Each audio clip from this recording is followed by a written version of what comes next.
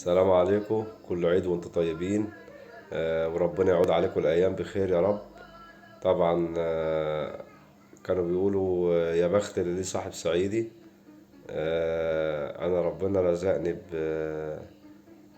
بأكتر من 12 أو 15 راجل صعيدي.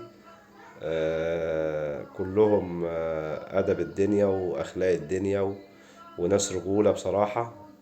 وبصراحة يعني الصعايدة أرجل ناس، وبني سويف بالتحديد آه، اللي صاحبت منها رجالة، ورجالة بمعنى الكلمة يعني. طبعا أنا هعمل الفيديو ده عشان أقول لهم كل سنة وانتم طيبين، ويعود عليكم الأيام بخير. انتوا وعيالكم وأسرتكم كلها، ويا رب ربنا يحقق لكم كل أمانيكم ويديكم طولة العمر. طبعا حبيت امسي على خالي شكري وابو وافي، وطبعا صاحب عمري عبد الفتاح يعني. ده الحتة اللي في قلبي يعني. واحمد رمضان ومحمد رمضان و...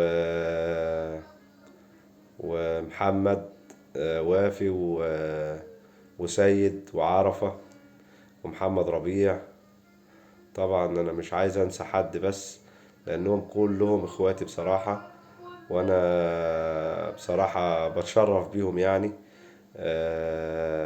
ناس رجالة، ورجالة بمعنى الكلمة.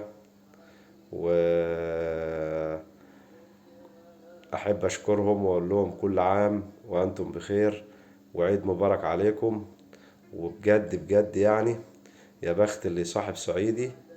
الصعيد رجولة بأمانة يعني.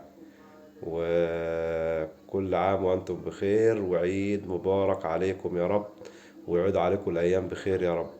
وطبعا الحاج رمضان، أبو عبد الفتاح وهاني.